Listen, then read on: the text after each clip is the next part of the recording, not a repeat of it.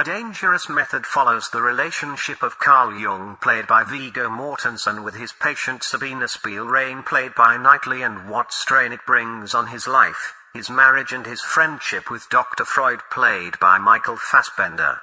What was promised to be a good psychological story quickly falls into a boring slump of endless talking and, more so, overacting on the part of Keira Knightley, who plays a hysteric woman who clearly needed more than one stimulating method.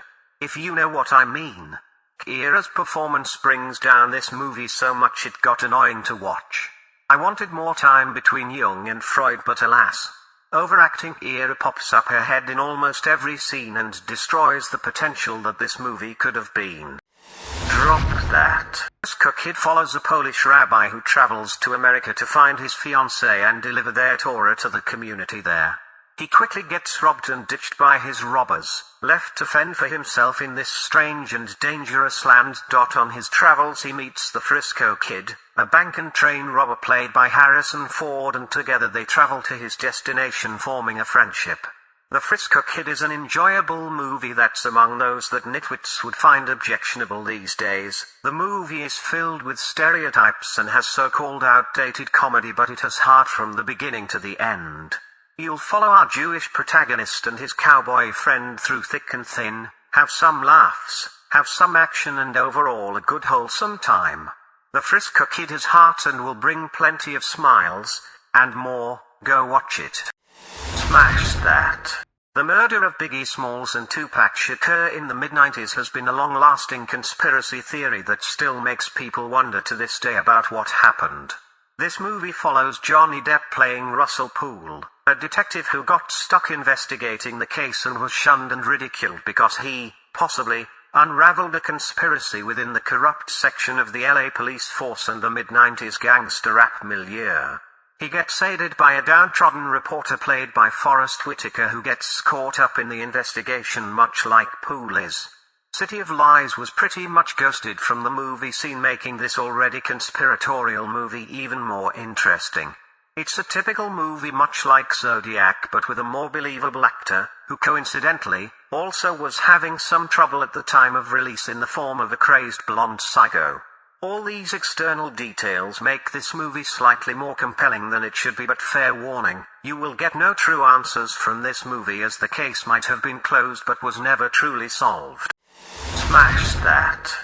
Jacob's Wife is a light comedy horror movie about a pastor's wife who gets into a situation after which she starts craving blood and finds herself with a renewed spirit.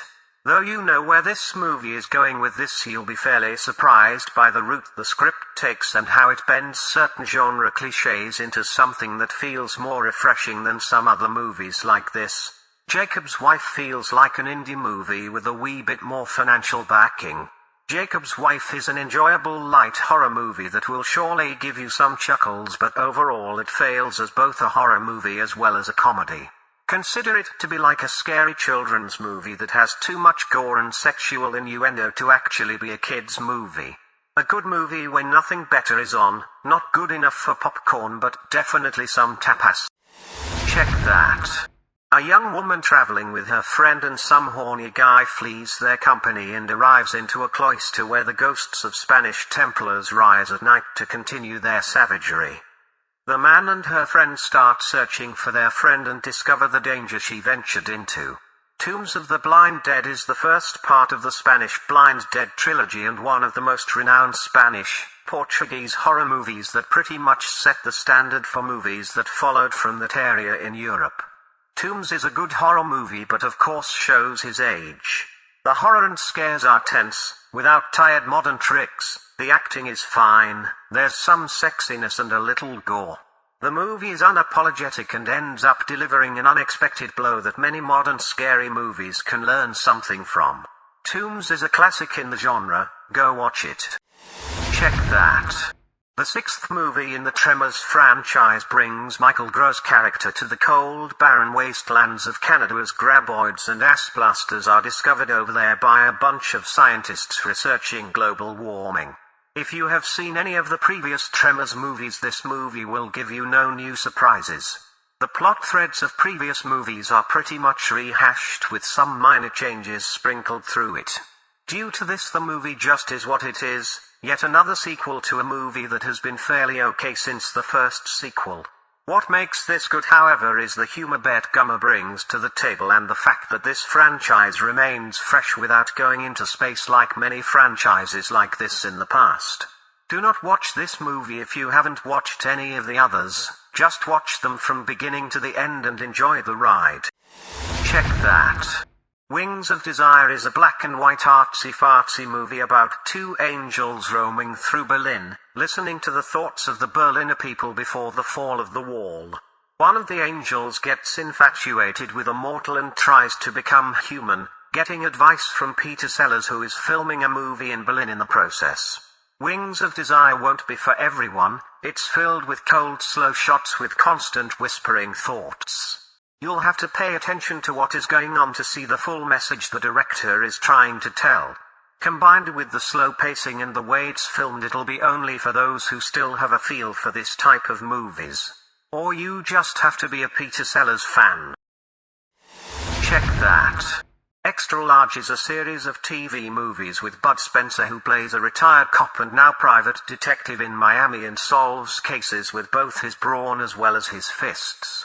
Gonzalez Revenge is the second episode of the second season, where the big bad from the first season escapes and vows to set up Jack DeMar.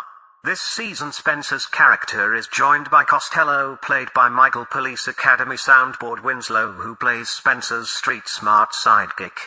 Unfortunately, the acting chops of Winslow falls short and Spencer's lines seem to be read of a paper in an often too low and monotone voice. None of the other actors shine with their acting this episode the feel of a cheap soap opera. It doesn't help that the script is cookie cutter and not that interesting. Only for the fans of Spencer, and even then. Drop that. Sorority Babes in the Slimeball Bowl-o-rama is as delightful as the title itself.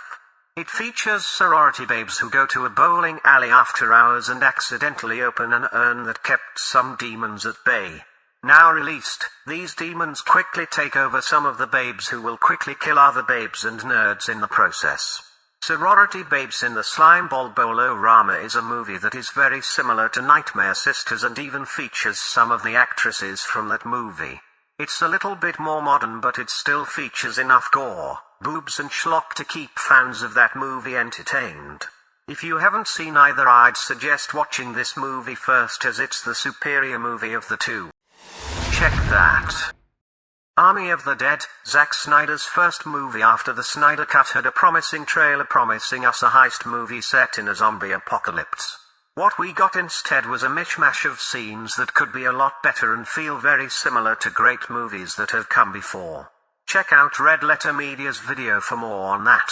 We followed Dave Bautista as he and his ragtag group of walking cliches walk into a walled-off Las Vegas, which has been overrun by a bunch of high-functioning elite zombies who like to do parkour stuff and Russian squats.